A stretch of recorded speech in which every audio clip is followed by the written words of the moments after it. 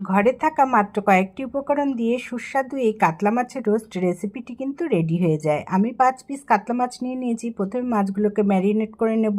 একটুখানি লবণ, হলুদ, লাল লঙ্কার গুঁড়ো আর সর্ষের তেল দিয়ে ম্যারিনেট করে পাশে রেখে দিলাম। এবার গ্যাস চুলার উপর কড়াই বসিয়ে তাতে পরিমাণ মতো সর্ষের তেল দিয়ে আমি ম্যারিনেট করা মাছগুলোকে এপিট ওপিট করে লাল লাল করে ভেজে তুলে নেব। এবার ওই তেলের মধ্যে আমি ফোড়নের জন্য দিয়ে দেব একটুখানি সাদা জিরে আর আস্ত গরম মশলা। ফোড়নটাকে সুন্দর করে ভেজে নিয়ে এর মধ্যে দিয়ে দেব পেঁয়াজ বাটা। পেঁয়াজটাকে একটু কষিয়ে নিয়ে এর মধ্যে দিয়ে দেবো 1 চামচ পরিমাণ মতো আদা রসুন বাটা।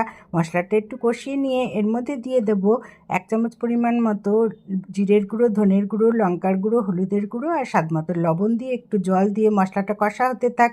এদিকে কাজু আর টক দই দিয়ে একটা পেস্ট রেডি করে নেব।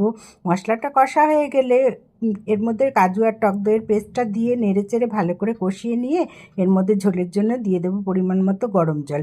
ঝোলটা ফুটে উঠলে মাছগুলোকে এর মধ্যে সাজিয়ে দিয়ে দিলাম 3-4টে কাঁচা লঙ্কা চেরা আর একটুখানি কাসুরি মেথি আর অল্প একটু গরম মশলা দিয়ে গ্যাসের ফ্লেমটা লো করে ঢাকা চাপা দিয়ে আমি রান্নাটা হতে দেবো। ঝোলটা শুকিয়ে যখন তেলটা ওপর দিকে ভেসে উঠবে আমার কিন্তু রেসিপিটি রেডি হয়ে গেল। আমার এই রেসিপিটি আপনাদের কেমন লাগলো অবশ্যই একটি কমেন্টের মাধ্যমে জানাবেন। ভালো লাগলে লাইক, কমেন্ট, শেয়ার ও সাবস্ক্রাইব করে পাশে